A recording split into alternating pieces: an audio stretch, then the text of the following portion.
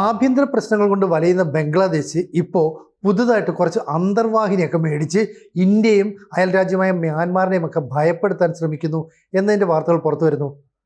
അതായത് ദക്ഷിണ കൊറിയയുമായി സഹകരിച്ച് 6 അന്തർവാഹിനികൾ ബംഗ്ലാദേശ് നേവി വാങ്ങാൻ പോകുന്നു എന്നതിൻ്റെ വാർത്തകളാണ് ഇപ്പോൾ പുറത്തേക്ക് വന്നത്. ഇതിന് ഏതാണ്ട് $2 ബില്യൺ ചെലവ് വരും. ഇത്രയും തുകയൊക്കെ മുടക്കിക്കൊണ്ട് ദക്ഷിണ കൊറിയയിൽ നിന്ന് അവർ അന്തർവാഹിനി വാങ്ങുന്നു. അതായത് ജർമ്മൻ ടൈപ്പുള്ള ഡീസൽ ഇലക്ട്രിക് അന്തർവാഹിനിയാണ്. ജാങ് ബോഗോ ക്ലാസ് അന്തർവാഹിനി എന്നാണ് ഇതിനെ പറയപ്പെടുന്നത്. അപ്പം ബംഗാൾ ഉൾക്കടലിൽ തങ്ങൾക്ക് ആധിപത്യം സ്ഥാപിക്കണമെന്നും മറ്റ് രാജ്യങ്ങളെയൊക്കെ നിരീക്ഷിക്കാൻ, മത്സ്യമേഖലയ്ക്ക് സംരക്ഷണം നൽകാൻ തുടങ്ങിയ ആവശ്യങ്ങളൊക്കെ പറഞ്ഞാണ് ഇത്തരത്തിൽ അന്തർവാഹിനി വാങ്ങാനായിട്ട് അവർ ലക്ഷ്യമിടുന്നതായിട്ട് പറയുന്നത്. അപ്പോൾ അതിനുള്ള പൈസ അവിടുന്ന് കൈ വന്നെന്നോ ഉടൻ വാങ്ങാൻ പോകുന്നുവെന്നോ നമുക്കറിയില്ല. പക്ഷേ കൃത്യമായ മറുപടി ഇന്ത്യയുടെ ഭാഗത്തുനിന്നുണ്ടായി. അതായത് 38,000 കോടി രൂപ മുടക്കി ഇന്ത്യ 3 അന്തർവാഹിനികൾ വാങ്ങാനായിട്ട് തീരുമാനിച്ചു. ഒരുപക്ഷെ ഈ അടുത്ത കാലത്ത് നടക്കുന്ന ഏറ്റവും വലിയൊരു പ്രതിരോധ കരാർ ഫ്രാൻസിൽ നിന്നാണ് നമ്മൾ ഈ അന്തർവാഹിനി വാങ്ങുന്നത്. അപ്പോൾ ഇന്ത്യയും ഫ്രാൻസും ചേർന്ന് ഇത്തരത്തിൽ ഒരു രാജ്യാന്തര തലത്തിലുള്ള കരാറിലേക്ക് നീങ്ങുന്നു എന്ന് പറഞ്ഞാൽ ബംഗ്ലാദേശ് ഉയർത്തുന്ന അല്ലെങ്കിൽ പാകിസ്ഥാൻ ഉൾപ്പെടെയുള്ള രാജ്യങ്ങൾ ഉയർത്തുന്ന ഭീഷണികൾക്ക് കൃത്യമായ മറുപടിയാണ്. Mazagon dock ship builders limited ആണ് ഈ അന്തർവാഹിനികൾ നിർമ്മിക്കുന്നത്. അതായത് ഫ്രാൻസുമായിട്ട് നമ്മൾ സഹകരിച്ചുകൊണ്ട് 38,000 കോടി രൂപയുടെ ഒരു കരാറിൽ ഏർപ്പെടുമ്പോൾ സ്വാഭാവികമായും ടെക്നോളജി ഉൾപ്പെടെ നമ്മളുമായിട്ട് പങ്കുവെക്കും. അപ്പോൾ കൽവരി ക്ലാസ് എന്ന് പറയുന്ന ആ കാറ്റഗറിയിൽ പറയുന്ന ഡീസൽ ഇലക്ട്രിക് അന്തർവാഹിനിയാണ് നമ്മൾ നിർമ്മിക്കുന്നത്. എന്ന് പറഞ്ഞാൽ ഇന്ത്യയിൽ നിന്ന് പരമാവധി പാർട്സുകൾ ഉപയോഗിച്ച് നിർമ്മിക്കുക. അതായത് 60% ഇന്ത്യൻ ഉൽപ്പന്നങ്ങൾ ഉപയോഗിച്ചായിരിക്കും ഈ അന്തർവാഹിനി നിർമ്മിക്കുന്നത്. നമ്മുടെ ആത്മനിർഭർ ഭാരതിൽ ഏറ്റവും വലിയ പിന്തുണ, പ്രോത്സാഹനം നൽകുക എന്ന ലക്ഷ്യത്തോടു കൂടിയാണ് നമ്മൾ ഇത്തരമൊരു നീക്കത്തിന് ഇപ്പോൾ രംഗത്ത് വന്നിരിക്കുന്നത്. അപ്പം ഇന്ത്യയും ഫ്രാൻസുമായി ഇതുവരെ ഈ കൽവരി ക്ലാസ് അന്തർവാഹിനി നിർമ്മിക്കുന്നതുമായി ബന്ധപ്പെട്ട പ്രധാന ചർച്ചകളെല്ലാം പൂർത്തിയായിട്ടുണ്ട്. ഈ മാസം അവസാനത്തോടു കൂടി ഇത് സംബന്ധിച്ചുള്ള ഒരു അന്തിമ കരാറിലേക്ക് നീങ്ങുമെന്നാണ് മനസ്സിലാകുന്നത്. ഇതിൻ്റെ ഏറ്റവും വലിയ ഹൈലൈറ്റ് എന്ന് പറയുന്നത് ഇന്ത്യ സ്വന്തമായി വികസിപ്പിച്ചെടുത്ത എയർ ഇൻഡിപെൻഡൻറ്റ് പ്രൊപ്പൻഷൻ സംവിധാനം ഉൾപ്പെടുത്തുന്നു അല്ലെ ഉപയോഗിക്കുന്നു എന്നാണ്. അതായത് ഈ ഡീസൽ ഇലക്ട്രിക് അന്തർവാഹിനി ആയതുകൊണ്ട് തന്നെ ഇടയ്ക്കിടയ്ക്ക് ഈ അന്തർവാഹിനികൾക്ക് ജലോപരിതലത്തിന് മുകളിലേക്ക് എത്തിച്ചേരണം. എങ്കിൽ മാത്രമേ എയർ നിറയ്ക്കുക, അതുപോലെ തന്നെ അതിയുടെ ബാറ്ററി ചാർജ് ചെയ്യുക തുടങ്ങിയ ആവശ്യങ്ങളൊക്കെ നിറവേറ്റാൻ സാധിക്കുകയുള്ളൂ. നമ്മുടെ പരമ്പരാഗതമായി ഉപയോഗിക്കുന്ന അന്തർവാഹിനികളെല്ലാം തന്നെ ഇത്തരത്തിലുള്ളതാണ്. ഇതിൽ മാറ്റം വരുത്താൻ വേണ്ടിയാണ് ഇന്ത്യ തദ്ദേശീയമായി നിർമ്മിച്ച എയർ ഇൻഡിപെൻഡൻറ്റ് പ്രൊപ്പൻഷൻ സംവിധാനം ഇതിനോട് യോജിപ്പിക്കുന്നത് അല്ലെ ഇതിനോട് ഘടിപ്പിക്കുന്നത്. അങ്ങനെയാണെങ്കിൽ വളരെ അധികം മണിക്കൂറുകൾ കടലിനടിയിൽ നിലനിൽക്കാനായിട്ട് ഈ അന്തർവാഹിനികൾക്ക് സാധിക്കും. ഏതാണ്ട് 21 മണിക്കൂറിലധികം കടലിനടിയിൽ കഴിച്ചു കൂട്ടാൻ കഴിയുന്ന തരത്തിലുള്ള ആധുനിക സാങ്കേതിക വിദ്യകൾ നമ്മൾ ഇതിനകത്തേക്ക് ഉപയോഗിക്കുന്നു. അപ്പം ആത്മനിർഭർ ഭാരതിലൂടെ പ്രതിരോധ മേഖലയിൽ വലിയ കുതിച്ചുകയറ്റത്തിനും ഒക്കെ നമ്മൾ ശ്രമിക്കുന്നുണ്ട്. ഇപ്പോൾ defence research and development organisation എന്ന് പറയുന്ന നമ്മുടെ ഗവേഷണ വിഭാഗം ഇതിനുള്ള എല്ലാ സഹായങ്ങളും സംവിധാനങ്ങളും ഒരുക്കി തരുന്നുണ്ട്. അപ്പോൾ സ്വാഭാവികമായിട്ട് ഇത്തരത്തിലുള്ള രഹസ്യ നീക്കങ്ങൾ നടത്താനായിട്ട്, അപ്പം ഈ സമുദ്രത്തിനടിയിൽ നിൽക്കുമ്പോൾ തന്നെ രഹസ്യ നീക്കങ്ങൾ നടത്താൻ, അതുപോലെ തന്നെ കാര്യക്ഷമത വർദ്ധിപ്പിക്കാനൊക്കെ തന്നെ നമ്മുടെ ഈ പുതിയ സംവിധാനത്തിലൂടെ സാധിക്കും. അപ്പോൾ ഇടയ്ക്കിടയ്ക്ക് ജലോപരിതലത്തിലേക്ക് ഉയർന്നു വരേണ്ട കാര്യമില്ല, ബാറ്ററിക്ക് ചാർജ് കുറയുന്ന പ്രശ്നമില്ല, എയർ നിറയ്ക്കേണ്ട പ്രശ്നമില്ല. അപ്പോൾ നമ്മളുടെ പ്ലാൻ വളരെ നല്ലതാണ്. ഇപ്പം ഫ്രഞ്ച് നേവൽ ഗ്രൂപ്പുമായിട്ട് സഹകരിച്ചുകൊണ്ടാണ് നമ്മൾ ഈ സ്കോർപിയൻ ക്ലാസ് അന്തർവാഹിനി നിർമ്മിക്കുന്നത്. അപ്പോൾ ഇന്ത്യൻ ആവശ്യങ്ങൾക്കനുസരിച്ച് നിലവിലെ ഈ സ്കോർപിയൻ ക്ലാസ് അന്തർവാഹിനിയിൽ വേണ്ട മാറ്റങ്ങളൊക്കെ നമ്മൾ വരുത്തും. അതാണ് ഈ മസഗോൺ ഡോക്ക് ഷിപ്പ് ബിൽഡേഴ്സ് ലിമിറ്റഡിൽ നമ്മൾ ചെയ്യാൻ പോകുന്ന അടുത്ത പ്രവൃത്തി. മാത്രമല്ല എല്ലാ പാർട്സും എല്ലാ സാധനങ്ങളും ഒക്കെ തന്നെ ഫ്രാൻസ് ഉൾപ്പെടെയുള്ള രാജ്യങ്ങളിൽ നിന്ന് കൊണ്ടുവരേണ്ട, നമ്മൾ തദ്ദേശീയമായി നിർമ്മിച്ച സാധനങ്ങൾ കൂടി ഉൾപ്പെടുത്തിക്കൊണ്ട് തദ്ദേശീയമായിട്ട് ഒരു അന്തർവാഹിനി നിർമ്മിക്കുന്നു എന്ന നിലയിലേക്ക് കാര്യങ്ങൾ നീങ്ങുകയാണ്. അതായത് ദീർഘദൂര ടോർപിഡോകൾ, കപ്പൽവേധ മിസൈലുകളെല്ലാം തന്നെ ഈ കാൽവരി ക്ലാസ് അന്തർവാഹിനിക്ക് വഹിക്കാൻ കഴിയും. അപ്പോൾ യുദ്ധസന്നാഹമായ യുദ്ധസജ്ജമായി നിൽക്കുന്ന ഒരു അന്തർവാഹിനി എന്ന നിലയിലേക്ക് മാറ്റുക, ഇതാണ് നമ്മൾ ലക്ഷ്യമിടുന്നത്. 2030 ഈ അന്തർവാഹിനികൾ നിർമ്മിച്ച് രാജ്യത്തിന് കൈമാറുക, ഇതാണ് പ്രധാനമായിട്ടും ലക്ഷ്യം വെക്കുന്നത്. നിലവിൽ നമുക്ക് 5 ഈ കാൽവരി ക്ലാസ് അന്തർവാഹിനികളാണുള്ളത്. ഇതിൻ്റെ അടുത്ത ഘട്ടം എന്ന നിലയിൽ ഈ ജനുവരിയിൽ നമ്മൾ INS വാഷീർ എന്ന് പറയുന്ന പുതിയ ഒരു അന്തർവാഹിനി നീറ്റിലിറക്കി. ഇന്ത്യൻ പ്രധാനമന്ത്രി നരേന്ദ്രമോദി തന്നെയാണ് അത് രാജ്യത്തിന് മുതൽക്കൂട്ടായെന്ന് പ്രഖ്യാപിക്കുകയും ഒക്കെ ചെയ്തത്. അത്തരത്തിൽ ഈ 6 അന്തർവാഹിനിയും ഈ 2030 നമുക്ക് കൈവരാൻ പോകുന്ന 3 അന്തർവാഹിനികളും ഉൾപ്പെടെ ഏതാണ്ട് 9 അന്തർവാഹിനികളുടെ ഒരു കരുത്താണ് ഇനി ഇന്ത്യൻ നേവിക്ക് കൈവരാൻ പോകുന്നത്. അപ്പം റഷ്യൻ നിർമ്മിത കിലോ ക്ലാസ് അന്തർവാഹിനികളാണ് പരമ്പരാഗതമായിട്ട് നമ്മൾ നിർമ്മിച്ചുകൊണ്ടിരുന്നത്, അല്ലെങ്കിൽ നമ്മൾ ഉപയോഗിച്ചുകൊണ്ടിരുന്നത്. ഇപ്പോൾ അതിനെ പതിയെ പതിയെ നമ്മൾ ഒഴിവാക്കുകയാണ്. പുതിയ സാങ്കേതിക വിദ്യകൾ, അതുപോലെ പുതിയ നിരീക്ഷണ സംവിധാനങ്ങൾ, ടെക്നോളജിയിലെ അപ്ഡേഷൻസ് ഇതെല്ലാം കൂടെ വരുത്തിക്കൊണ്ടാണ് DRDO പുതിയ അന്തർവാഹിനിയുടെ നിർമ്മാണത്തിലേക്ക് കടക്കുന്നത്. അതായത് വലിപ്പം, സാങ്കേതിക വിദ്യ എന്നിവയിൽ ഏറെ മുന്നിട്ട് നിൽക്കുന്നതാണ്.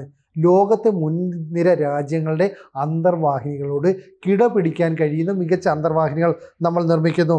അപ്പോൾ 21 ദിവസം വരെ കടലിനടിയിൽ കഴിയാൻ സാധിക്കുന്നതിലൂടെ ശക്തമായ ഒരു സാന്നിധ്യം അറിയിക്കാൻ, അല്ലെങ്കിൽ ശക്തമായ ഒരു നിയന്ത്രണം പാലിക്കാൻ ഒക്കെ തന്നെ നമ്മുടെ അന്തർവാഹിനികൾക്ക് സാധിക്കും. അപ്പോൾ ദീർഘദൂര ടോർപിഡോകളും കപ്പൽവേധ മിസൈലുകളും ഒക്കെ വഹിക്കാൻ കഴിയുന്നതിലൂടെ തന്നെ രാജ്യാന്തര തലത്തിൽ നമ്മൾ ഫ്രാൻസുമായിട്ട് സഹകരിച്ച് നടത്തുന്ന ഈ ഉദ്യമം ഇപ്പോൾ ശ്രദ്ധിക്കപ്പെടുകയാണ്. അപ്പം ഈ മാസം അവസാനത്തോടെ ഈ കരാറിൽ അന്തിമ കരാർ ഒപ്പിടുന്നതോടുകൂടി നമ്മൾ നിർമ്മാണ പ്രവൃത്തിയിലേക്ക് കടക്കുന്നു. അപ്പോൾ തദ്ദേശീയമായ കോമ്പാക്റ്റ് മാനേജ്മെൻറ്റ് ഇതിൻ്റെ ഒരു പ്രത്യേക അഡ്വാൻറ്റേജ് അങ്ങനെ വേണമെങ്കിൽ നമുക്ക് പറയാം.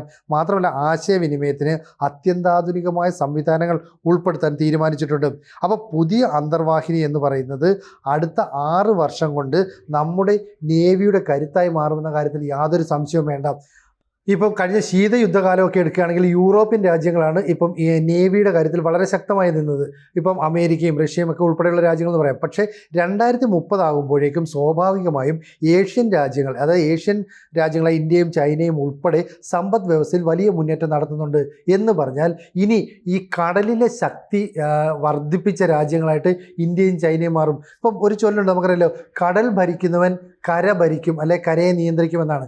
എന്ന് പറയുന്നത് പോലെ 2030 ആകുമ്പോഴേക്കും ഒരു ഇന്ത്യൻ മേധാവിത്വം, ചൈനീസ് മേധാവിത്വം ഒക്കെ കാണാം. അപ്പോൾ ഇന്ത്യക്ക് കൃത്യമായി അതിൻ്റെ പാത വെട്ടിത്തുറക്കാൻ വേണ്ടിയിട്ടാണ് മുന്നിലേക്ക് കയറുന്നത്. അങ്ങനെ ഇന്ത്യ മുന്നിലേക്ക് കയറിയാൽ ഇന്ത്യ, ചൈന, ജപ്പാൻ, കൊറിയ അങ്ങനെ ഏഷ്യൻ മേഖലയ്ക്ക് വലിയ മുന്നേറ്റം ഈ നേവിയിൽ ഉണ്ടാകുമെന്ന കാര്യത്തിൽ സംശയം വേണ്ട. എല്ലാ കാലത്തും അത് ഉണ്ടായിരുന്നില്ല. ഇത്തരത്തിലുള്ള കൃത്യമായ നീക്കങ്ങൾ നമ്മൾ നടത്തുന്നുണ്ട്. അതായത് പ്രതിരോധ മേഖലയിൽ സ്വാശ്രയത്വം കൈവരിക്കുക എന്ന ലക്ഷ്യത്തോടെയാണ് നമ്മൾ മുന്നേറുന്നത്. ഇപ്പോൾ തന്നെ നമുക്കറിയാമല്ലോ, തദ്ദേശീയമായി നിർമ്മിച്ച 3 യുദ്ധക്കപ്പലുകൾ നമ്മൾ ഈ അടുത്ത സമയത്ത് ഈ ജനുവരിക്ക് ശേഷം തന്നെ നീറ്റിലിറക്കി.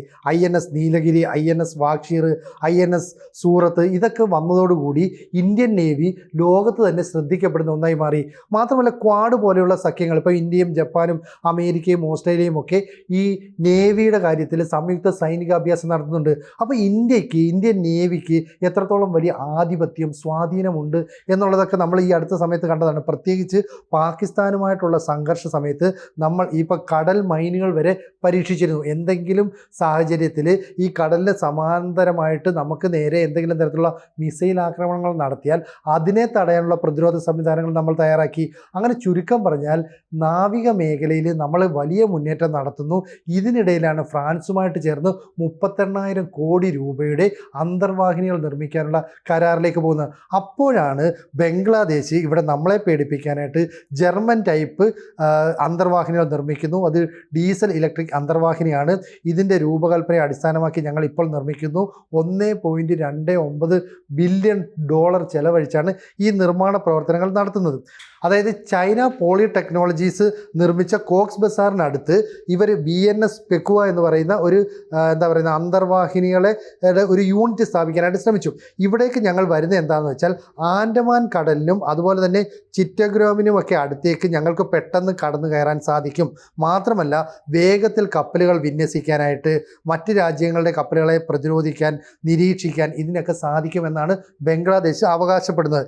എന്തായാലും മത്സ്യബന്ധന മേഖലയുടെ സംരക്ഷണത്തിനും നിരീക്ഷണത്തിനും അതുപോലെ തന്നെ മറ്റ് രാജ്യങ്ങൾ, പ്രത്യേകിച്ച് ഇന്ത്യയും മ്യാൻമാറും ഉൾപ്പെടെയുള്ള രാജ്യങ്ങളെ നിരീക്ഷിക്കാൻ, വേണമെങ്കിൽ അവർക്ക് നേരെ ആക്രമണം നടത്താൻ എന്നൊക്കെ ലക്ഷ്യം വെച്ചിട്ടാണ് ഇപ്പോൾ ബംഗ്ലാദേശ് ദക്ഷിണ കൊറിയയുമായിട്ട് പുതിയൊരു കരാറിലേക്ക് ഒപ്പുവെക്കുന്നത്.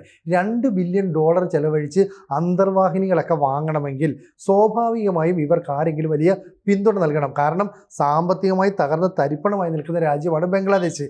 നൂല് വാങ്ങാൻ പോലും അവർക്ക് പൈസയില്ല. വസ്ത്ര കയറ്റുമതി അമ്പയെ തകർന്നു. ആഭ്യന്തര യുദ്ധം എപ്പോൾ വേണമെങ്കിലും പൊട്ടിപ്പുറപ്പെടാം. അതുകൊണ്ട് തന്നെ സൈന്യവും മുഹമ്മദ് യൂൻ സർക്കാരും തമ്മിൽ വലിയ സംഘർഷത്തിലാണ്. ഇതിനിടയിൽ ഇന്ത്യയെ ഭയപ്പെടുത്താനായിട്ട് ശ്രമിക്കുന്നു. അപ്പോഴാണ് നമ്മൾ പറയുന്നത് ഫ്രാൻസുമായിട്ട് ചേർന്ന് നമ്മൾ വലിയ ഒരു പ്രതിരോധ കരാറിലേക്ക് നീങ്ങുന്നു. 3 സ്കോർപിയൻ അന്തർവാഹിനികൾ നമ്മൾ നിർമ്മിക്കുന്നു. തദ്ദേശീയമായി ഇപ്പം മേക്ക് ഇൻ ഇന്ത്യ പദ്ധതി, ആത്മനിർഭർ പ്രോജക്റ്റ് തുടങ്ങിയവയിലൂടെ നമ്മൾക്ക് എത്രത്തോളം നേട്ടം കൈവരിക്കാൻ കഴിഞ്ഞു എന്നുള്ളത് തദ്ദേശീയമായി നിർമ്മിച്ച ആയുധങ്ങളിലൂടെ, പ്രതിരോധ സംവിധാനങ്ങളിലൂടെ ലോകത്തെ നമ്മൾ ബോധ്യപ്പെടുത്തിയതാണ്.